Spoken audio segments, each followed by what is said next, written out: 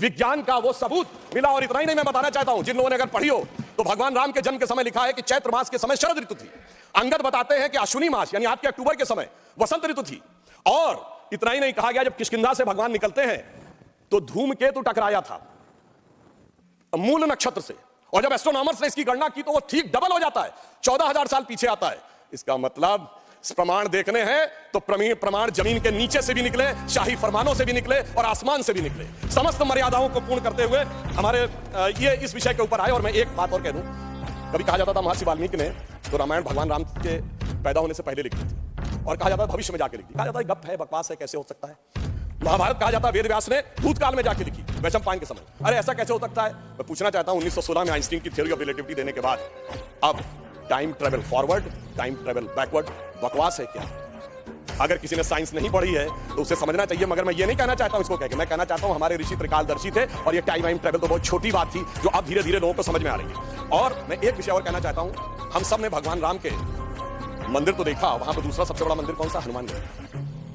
आपने हनुमान जी के सैकड़ों हजारों मंदिर देखे होंगे इस देश में, लवकुश का मंदिर देखा है कभी? नहीं। हमारे यहां पुत्र का महत्व नहीं है, शिष्य का महत्व है, भक्त का महत्व है।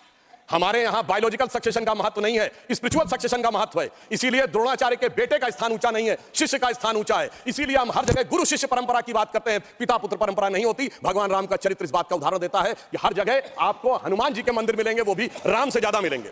और मैं अंत में यह कहना चाहता हूं महोदय, एक बार एक डिबेट में वो कहने लगे कि भाई you are talking about the Ram temple, how does Ram temple fits in the 21st century emerging India who aspires to become a technologically advanced and become the economic superpower with the youngest population, where does Ram Mandir fits in that? मैंने कहा सुनिए महोदय, हम 21वीं सदी में भारत को सिर्फ economic, intellectual, military super power नहीं बनाना चाहते, हम वर्ल्ड लीडर बनाना चाहते हैं। और जब वर्ल्ड लीडर बनाना चाहते हैं तो it should symbolise a certain set of values which will inspire the world. और अगर सारे श्रेष्ठतम मानवीय मूल्यों का प्रतीक कोई एक होगा तो वो भगवान राम का मंदिर होगा, जो विश्व के सबसे श्रेष्ठतम मानवीय मूल्यों का प्रतीक होगा। कैसे? मैं आधुनिक जियोपॉलिटिक्स से बताना चाहता हूं। आज कोई एक देश किसी पर अटैक कर रहा है, रशिया यूक्रेन की लड़ाई चल रही है, चाइना का ताइवान के साथ प्रॉब्लम चल रहा है, इराक और उसका चला। क्या है डिप्लोमेसी में? नंबर 1 एनेक्सेशन, दूसरे देश को मिला लो। दूसरा है सब्जुगेशन, वहां अपना डिप्यूटी अपॉइंट कर दो। और तीसरा है डोमिनेशन, उसके साथ संधि साइन कर लो।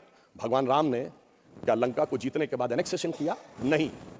क्या वहां पर कोई अपना डिप्यूटी बैठाया यानी सब्जुगेशन किया? नहीं। कोई ट्रीटी साइन कराई, डोमिनेशन किया? नहीं। तो मैं कह सकता हूं आज के जियोपॉलिटिक्स वर्ल्ड में जब क्लैश ऑफ सिविलाइजेशन कहा जाता है तो उसका प्रतीक वो राम मंदिर दिखेगा, जो पूरी दुनिया को बताएगा कि पीसफुल कोएग्जिस्टेंस कैसे हो सकता है बगैर एक दूसरे से लड़े हुए। इसलिए मैं कह सकता हूं 21वीं सदी का महान भारत बगैर राम मंदिर के संभव ही नहीं है। और